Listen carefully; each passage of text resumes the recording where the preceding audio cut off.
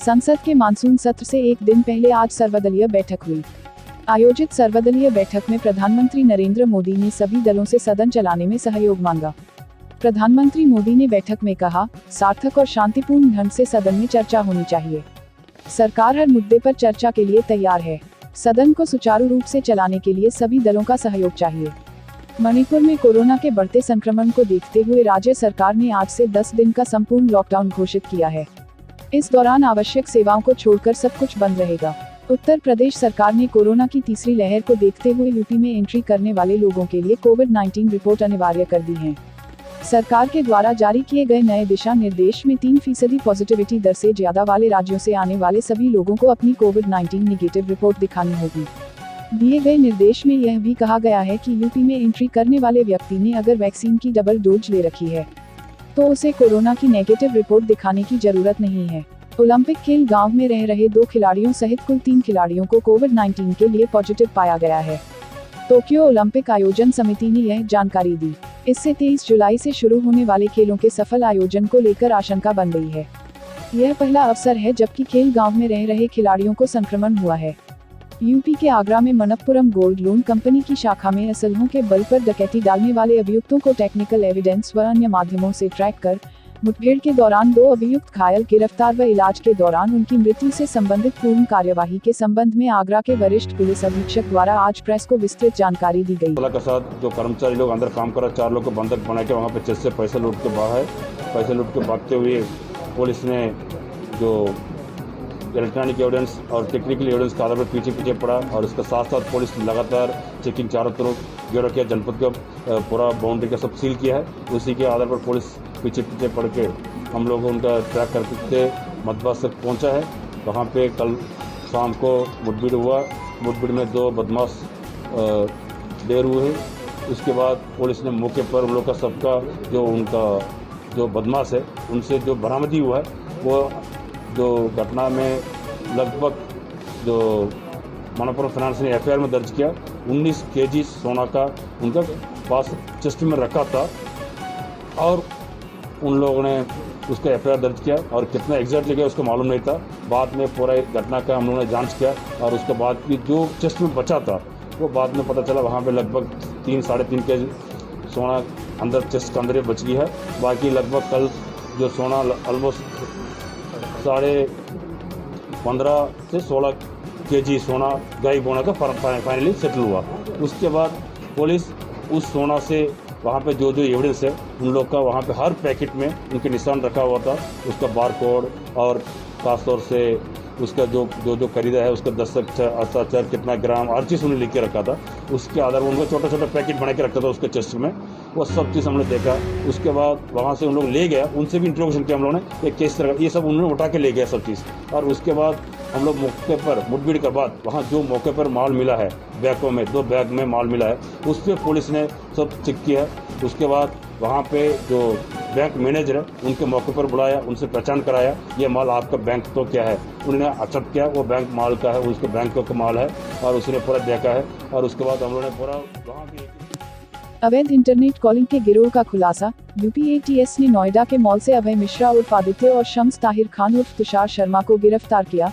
International VoIP call को सामान्य call में बदलते थे आरोपियों से laptop, mobile, router, D-Link switch, termination port बरामद किया गया। उत्तर प्रदेश की सभी PRV में लगे PA सिस्टम के जरिए नागरिकों को वैश्विक महामारी कोरोना के प्रति जागरूक किया जा रहा है। अधिक सतर्कता बरतते हुए इन नियमों को अपनाना होगा। अधिक भीड़ भाड़ वाले इलाके में जाने से बचें। बाहर निकले तो मास्क जरूर लगाएं। मास्क को सही तरीके से लगाएं। आपकी नाक और मुंह ढका होना जरूरी है। समूह में न बैठे, बड़े समारोह में भाग न लें, सार्वजनिक रूप से न थूकें, अनावश्यक यात्रा न करें।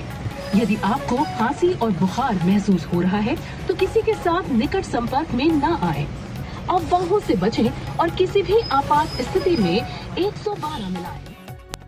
किसानों के 22 जुलाई को संसद भवन के पास प्रदर्शन पर दिल्ली पुलिस ने फिर से विचार करने को कहा है। दिल्ली पुलिस की ओर से कहा गया है कि कोरोना प्रोटोकॉल के तहत किसानों के प्रदर्शन को इजाजत नहीं दी जा सकती है। इस वजह से किसान नेता 22 जुलाई को किए जाने वाले प्रदर्शन पर फिर से विचार करें। कांग्रेस महासचिव और पार्टी की उत्तर प्रदेश प्रभारी प्रियंका गांधी वारा ने आज लखनऊ में कहा कि राज्य के आगामी विधानसभा चुनाव में दूसरे दलों से गठबंधन को लेकर उनका जहन बिल्कुल खुला है, लेकिन ऐसा कोई भी समझौता पार्टी के हितों की कीमत पर नहीं होगा। उत्तर प्रदेश में चुनाव से पहले एक बार फिर से मायावती ब्राह्मणों को साधने में जुट गई हैं। मायावती एक बार फिर ब्राह्मण सम्मेलन शुरू करने जा रही हैं, जिसकी जिम्मेदारी सतीश चंद्र मिश्रा को दी गई है। महाराष्ट्र के पूर्व गृह मंत्री अनिल देशमुख की मुश्किलें बढ़ती दिख रही हैं। वसूली मामले में मंत्री पद गंवा चुके अनिल देशमुख के खिलाफ अब प्रवर्तन निदेशालय ने भी एक्शन शुरू कर दिया है। प्रवर्तन निदेशालय ने आज अनिल देशमुख के पुश्तैनी मकान समेत 2 ठिकानों पर छापेमारी की। समाजवादी पार्टी के यूपी से पूर्व विधायक संतोष पांडेय ने बसपा को बताया बीजेपी की बी टीम। पार्टी की तरफ से ये कहा है कि हम फिर से पूरे उत्तर प्रदेश में ब्राह्मण सम्मेलन करेंगे और उसकी अगुवाई श्री सतीश चंद्र मिश्रा जी करेंगे। तो मैं बहुजन समाज पार्टी की नेता आदरणीय मायावती जी को ये कहना चाहता हूं कि मायावती जी, जब चुनाव नजदीक आ जाता है तो आप ब्राह्मणों को बहुत ज्यादा तेजी से लुभाने के लिए इस तरह के लालीपाप आपने पहले भी दिया, आज भी देना शुरू कर दिया आपने। अब ब्राह्मण आपके झांसे में नहीं आएगा और एससी मिश्रा जी को ब्राह्मण कोई नेता नहीं मानता अपना। जब आपने उनको नेता बना के और सरकार बना ली थी ब्राह्मणों के आशीर्वाद से, तो उन्होंने अपने ही परिवार में 10 लोगों को लाल बत्ती दे दिया था। तो आदरणीय मिश्रा जी को यह लगता है कि उनका परिवार ही पूरा उत्तर प्रदेश का ब्राह्मण समाज है और हमारा समाज जागरूक है, इस बात को जानता है। उत्तर प्रदेश का ब्राह्मण जो ये आतताई सरकार है योगी आदित्यनाथ जी के, उसको हटाने के लिए समाजवादी पार्टी के राष्ट्रीय अध्यक्ष अखिलेश यादव जी के साथ है और समाजवादी पार्टी के पक्ष में लामबद्ध हो रहा है। मुझे भरोसा है और मैं अपने समाज के बाद बोलता भी हूं कि जहां भी एससी मिश्रा जी जाएंगे, हमारा समाज उनसे जरूर ये पूछेगा, हमारे समाज के जो जागरूक युवा हैं, कि मिश्रा जी आप पहले ये बताएं कि आपने 5 साल सरकार में रहते हुए ब्राह्मणों को दिया क्या? न मान सम्मान दे पाए, न सुरक्षा दे पाए, न रोजगार दे पाए। तो मैं केवल इतना ही कहना चाहूंगा कि बहुजन समाज पार्टी के ये जो लक्ष्य है, ये सच में बीजेपी का लक्ष्य है कि जो लोग हमसे नाराज हैं, हमारे समाज ब्राह्मण समाज के लोग, वो समाजवादी पार्टी में ना जाके वो बीएसपी में चले जाए, मेरा काम बन जाएगा। पर हमारा समाज इतना जागरूक है और मैं कहते हुए बहुत ही मजबूती से इस बात को कह रहा हूं कि ब्राह्मण समाज उत्तर प्रदेश में समाजवादी पार्टी के साथ गोलबंद हो रहा है। बहुत मजबूती से समाजवादी पार्टी का ब्राह्मण साथ देने जा रहा है।